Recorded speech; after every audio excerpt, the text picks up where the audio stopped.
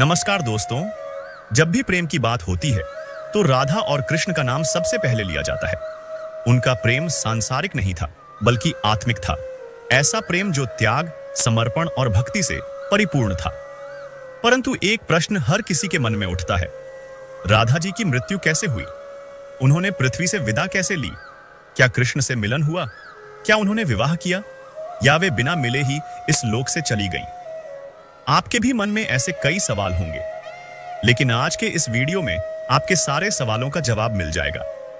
इसीलिए वीडियो को अंत तक देखें और अगर चैनल पर पहली बार आए हैं तो चैनल को सब्सक्राइब करें और कमेंट में बताएं कि आपको भी किसी से सच्चा प्यार हुआ है या नहीं। दोस्तों, मुझे पूर्ण विश्वास है कि यह कहानी सुनने के बाद आपकी आंखें आंसुओं से भर जाएंगी। राधा कोई साधारण स्त्री नहीं थी, वह भगवती लक्ष्मी का अवतार थी। श्री कृष्ण जब भगवान विष्णु के रूप में धरती पर अवतरित हुए तो राधा रानी उनकी अंतःशक्ति बनकर ब्रज में प्रकट हुई। राधा और कृष्ण का प्रेम मानव प्रेम नहीं था, वह आत्मिक मिलन था। एक ऐसा प्रेम जो तन से नहीं, आत्मा से होता है। राधा जी कभी कृष्ण से अलग नहीं थी, वे उनके रोम रोम में थीं। राधा का जन्म बरसाना में हुआ। उनके पिता वृषभानु जी और माता कीर्ति देवी थीं। राधा जी जन्म से ही अत्यंत सुंदर और दिव्य थीं। जब कृष्ण गोपाल नंदगांव में पले बढ़े तब राधा और कृष्ण का मिलन हुआ। बचपन में ही उनका रास, लीलाएं और प्रेम चरम पर पहुंच गया। राधा बचपन से ही जानती थी कि कृष्ण कोई सामान्य बालक नहीं है, वे स्वयं परमेश्वर हैं। और उसी भाव से उन्होंने जीवन भर केवल कृष्ण को ही अपना माना। बहुत से लोग पूछते हैं, क्या राधा कृष्ण का विवाह हुआ था? उत्तर है नहीं। कृष्ण ने रुक्मिणी से विवाह किया, सत्यभामा से विवाह किया, लेकिन राधा से नहीं। परंतु इसका अर्थ यह नहीं कि राधा कृष्ण से दूर थीं। वे तो उनसे अंतःकरण से जुड़ी थीं। विवाह एक सामाजिक बंधन है, पर राधा कृष्ण का प्रेम ब्रह्मांडीय था। स्वयं श्री कृष्ण ने कहा, राधा मेरे हृदय की वह ध्वनि है जिसे मैं भी शब्द नहीं दे सकता। जब कृष्ण ने मथुरा जाने का निर्णय लिया तब ब्रजवासियों के हृदय छिन्न भिन्न हो गए। गोपियां रो पड़ी, यशोदा रोईं और राधा चुप रही। उनका मौन ही उनकी पीड़ा थी। कृष्ण ने राधा से वादा नहीं किया कि वे लौटेंगे, क्योंकि वे जानते थे अब उनका कर्तव्य एक राजकुमार का है, न कि एक ग्वाले का।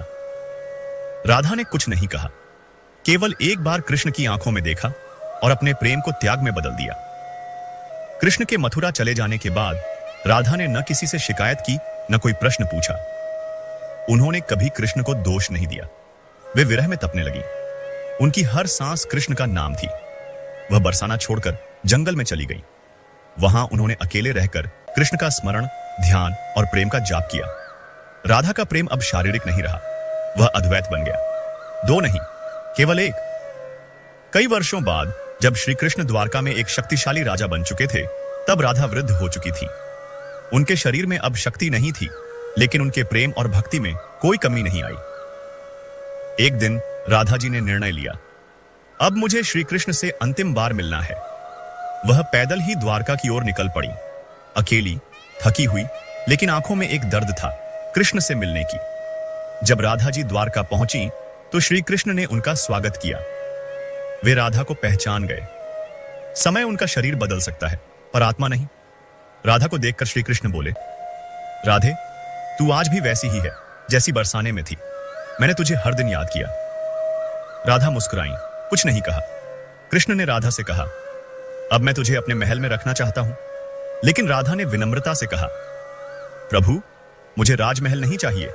मुझे केवल एक स्थान दीजिए जहां मैं आपको देख सकूं, आपकी सेवा कर सकूं। श्री कृष्ण ने राधा को राजमहल में एक पुष्प वाटिका, जिसे हम बगीचा कहते हैं, उसमें नियुक्त कर दिया। वहां राधा प्रतिदिन फूल चुनती, माला बनाती और श्री कृष्ण को अर्पित करती। एक दिन जब राधा की शारीरिक शक्ति पूरी तरह क्षीण हो गई, उन्होंने श्री कृष्ण से कहा, प्रभु, अब मैं जाना चाहती हूं। यह मेरा अंतिम क्षण है, मेरी अंतिम इच्छा है। मुझे अपने स्वरूप का दर्शन दीजिए। श्री कृष्ण ने राधा का हाथ पकड़ा और उन्हें अपनी गोद में लिया। उन्होंने अपने विराट स्वरूप, विष्णु रूप और फिर गोप बालक रूप का दर्शन दिया। राधा मुस्कुराई, आंखें बंद की और अपनी आत्मा को श्री कृष्ण में विलीन कर दिया। उनका शरीर शांत हो गया, लेकिन उनके प्रेम की ध्वनि आज भी भक्तों के हृदय में गूंजती है। राधा जी की मृत्यु को सामान्य मृत्यु नहीं कहा जा सकता। यह आत्मा का परमात्मा में विलय था। उनका शरीर न तो जलाया गया न ही दफनाया गया। वह स्थान जहां राधा ने प्राण त्यागे उसे राधा दर्शन स्थल कहा जाता है। कुछ कथाओं के अनुसार स्वयं श्री कृष्ण ने अपने शंख से राधा जी का अंतिम संस्कार किया और पुष्प वाटिका में उनकी एक चंदन की समाधि बनाई। राधा के जाने के बाद श्री कृष्ण मौन हो गए। उन्होंने राधा की बात किसी से नहीं की, न आंसू बहाए न कोई शोक प्रकट किया, क्योंकि वे जानते थे जो चला गया वह नहीं गया, वह तो मुझ में समा गया है। राधा अब श्री कृष्ण के हृदय की धड़कन बन चुकी थी।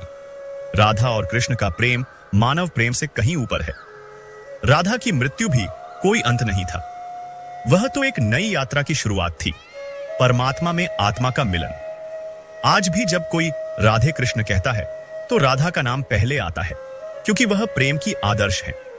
राधा की मृत्यु की कथा हमें यह सिखाती है, सच्चा प्रेम त्याग मांगता है।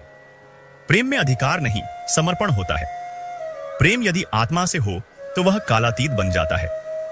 मृत्यु एक अंत नहीं, ईश्वर में लीन होने का माध्यम है। राधा कभी मरी नहीं, वे आज भी जीवित हैं। हर उस हृदय में जो सच्चे प्रेम को जानता है, हर उस आत्मा में जो ईश्वर की भक्ति करता है। जब भी कोई प्रेम में राधा कृष्ण का नाम लेता है तो राधा की आत्मा प्रसन्न होती है।